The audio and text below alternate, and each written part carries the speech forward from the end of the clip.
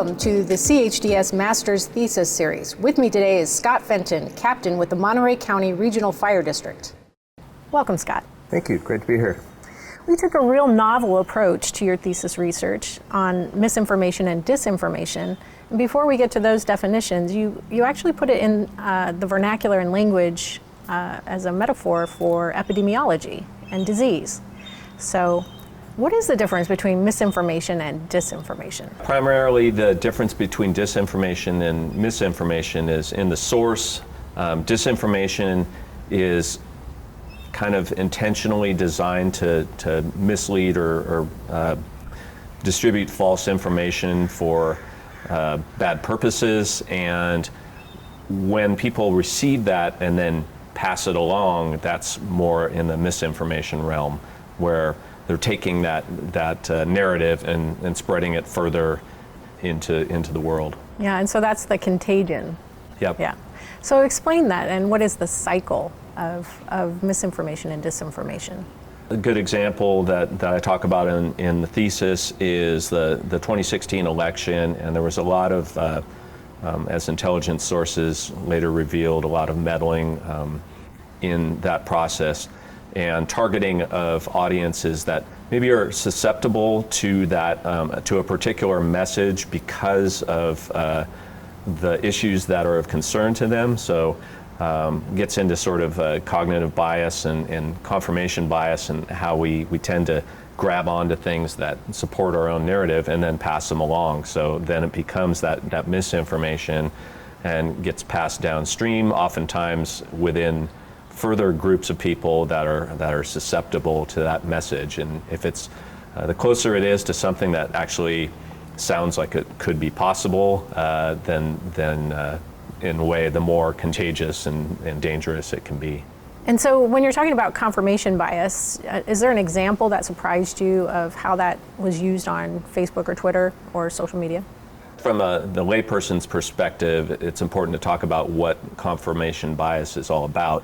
And really the advent of social media and the rise of that as a primary way that we all communicate with each other has created these sort of filter bubbles in which we sort of surround ourselves with the people and the messages and the information that we want to hear, as opposed to the things that we don't want to hear.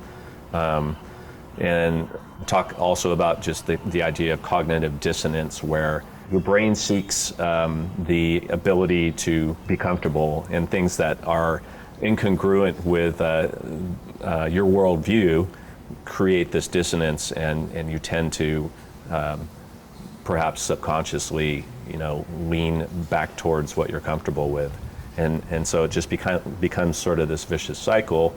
When you pull up your Facebook page and you're seeing all the things that you like and repelling all the things that you don't like, you tend to, get caught in that cycle. So you talk about the cognitive bias, and certainly the user has that, where they can get stuck in that vicious cycle you talked about. But how about the social media and the algorithms? Was that covered in the research? Yeah, I do touch on that. Like, basically, it's what is known as the filter bubble. So social media platforms will tend to continue to send you information that you like. I mean, that's the whole like button is, you're basically telling them what you want to see more of. And so, we continue to sort of feed that bias with people by having more information sent, and the more you like things, the more they send you the things you like. And there's no change in that over what has it been now, 10, 15 years? Yeah, so interestingly, the social media platforms have, sort of started to evolve in the way that they look at that information. There's been a lot of public pressure, even congressional hearings and that sort of stuff, where these big CEOs of these tech companies, social media platforms, have been brought in to answer for, sort of their processes of how they feed us information, and to, get to the point where maybe we're giving people a little more balanced view of the world, and introducing some things that maybe they might not want to see, but might actually challenge them to to think about both sides of an issue. I think that's really important, and it just seemed like it had been the Wild West for so long, the frontier of social media, and now it's kind of maybe evolving to have some stopgaps or responsibility given to the people who offer it. But let's talk more about the research and your epidemiological triangle. As a firefighter, I like to bring in the analogy of what we all learned, decades ago, the fire triangle, which was heat, fuel, and oxygen. And the idea is if we're able as firefighters to remove any of the sides of that triangle, the fire goes out. So with the epidemiological triangle, you have agent, host, and environment. And so in theory, straight out of Epidemiology 101 textbook, in theory, if you remove or are able to compromise any of those elements, then you're able to stop the spread of the disease, or at least slow it to some extent. So there's analogies in each of those three areas that I tried to explore. All right, so this triangle, talk about each side for us and define each side. Okay. First of all, the agent is the misinformation, disinformation itself. It tends to be one of the more difficult sides of that triangle to compromise because misinformation is out there. It's difficult to stop people from actually distributing it, which has been one of the challenges, particularly in the social media realm. Then you have the hosts, which is us as consumers of information and potentially of misinformation. And you're able to make some inroads there by helping people with media literacy, with just sort of continuing to develop people's sense of responsibility that as members of the citizenry that we need to have good information, particularly when it ultimately goes to the vote, that you're voting on issues that you have the correct information on. Mm-hmm. So we can build our immunity as hosts by being better educated about these things and just taking that extra little bit of time to cross-reference sources before you go on spreading misinformation, or believing in the first place when it's not factual. And then in the environment side of the triangle, that's probably what has changed the most in recent years with the advent of social media and the internet. So on the positive side, a lot of these social media platforms pretty recently have started posting information, tags basically, to posts by people, whether it's on Twitter or Facebook or any of the platforms that will do some fact checking, and at a minimum they will post a tag on there that says this information may not be entirely correct and you should check your sources. So that's been a good thing in the last year or so, probably here. It's so interesting because it feels so good when you find something and you're like, that's how I feel exactly. Bing, share, Yep. And then it's not really what we should be sharing. So yeah. I think challenging our fellow citizen is a good idea. Yeah, I think I'm a Facebook user myself and other social media platforms, and it's funny, since I did this thesis, I the self-appointed police of my Facebook friends to get out there and say, yeah, you might want to fact check this. And there's a lot of, that's another thing that has come out of this new world of misinformation. Our entire organizations and websites, Snopes, PolitiFact, that are out there that are good resources to verify things. That's what I was going to ask you, the resources. Are there any others that you might recommend?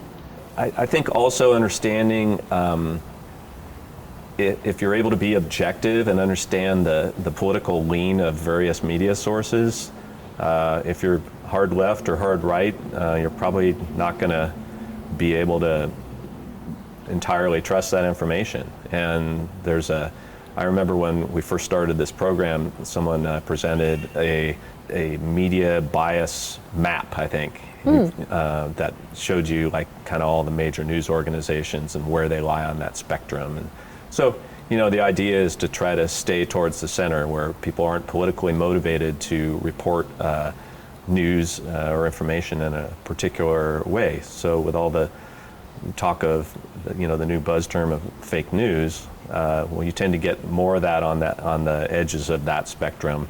And the more you stay towards the center, there's no motivation for those organizations to bend the truth. Let's get back to the vaccination.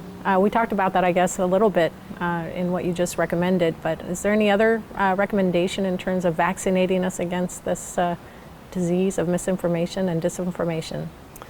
Yeah, well, that's the thing when you set out to write a thesis, you want to wrap everything up in a nice little package that has a hard set of recommendations. And I think, as I said earlier, a lot of this relies on the individual to sort of self-vaccinate, and which I could go down a whole rabbit hole about how with real actual disease vaccinations and how some people believe that they're a good thing and others believe that they're not. So the challenge is in getting people to be willing to be a part of their own health check, I guess, on that, and be a good patient in that regard.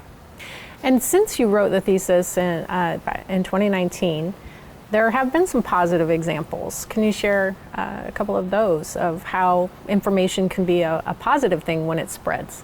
It's been an interesting evolution, as you pointed out. Like, misinformation was not new when I started the idea of this thesis, but it was interesting how it evolved, and we came into this pandemic, so the whole idea of epidemiology and the concepts of that have become a lot more familiar to people. Mm-hmm. And the disease itself and the evolution of treatment and what we know about it is right in that realm of information, positive information, and not so accurate information that's being spread around. So one of the positive aspects of this idea of epidemiology and how information can be spread is that good information can be spread in the same way. So a recent example of that has picked up some speed is the Black Lives Matter movement, which is not new, but has certainly been amplified by the availability of social media and the internet. And so again, on the triangle there, it's a positive environment that is conducive to the spread of positive information and to be able to educate all sorts of people about what that movement is all about. That's fantastic. And you talk a little bit about free speech, and it can be a kind of a tricky topic or tricky treatment when we're talking about the contagion. Totally, and especially in our world that is kind of so polarized right now, that's always an issue, whichever side of the political spectrum you fall on, or even if you're in the center, everyone is concerned about that as a constitutional right. However, it gets tricky in some areas. In some countries, for instance, hate speech is not legal. In our country, it is. And then you get on in the social media world, and for instance, Mark Zuckerberg of Facebook, at least initially, was like, we're going to continue to post everyone's messages regardless of what they're saying, because it's free speech. And political free speech in particular is what the hot button that came up. And so that's all still evolving, I think. And as we mentioned earlier, there are changes in how these platforms are looking at the world, and but it's a thorny issue for sure, because people want to be able to say what they want to say, but as the thesis covers, if what they're saying is just false, and it misleads people that ultimately, as I said before, become the people that go to the polls and vote and maintain our democracy. And that's really where I came, I think, at the end of the thesis, is like, that's why this is such a big issue, because we have to have accurate information upon which to base all of our decisions in life, individually and as collectively as a country. It's great, and there is a difference between an opinion and truth, right? Depending on who you ask, right? Okay. Or fact. Yeah. Is it the same thing, truth and fact? Right. And whose facts are we talking about here, right? I get into that as well. We could be here for a whole nother day. Yep. But I do thank you for your time today and sharing with us this research that you've conducted. It's very helpful for our folks and for the nation. Thank you. Thank you very much.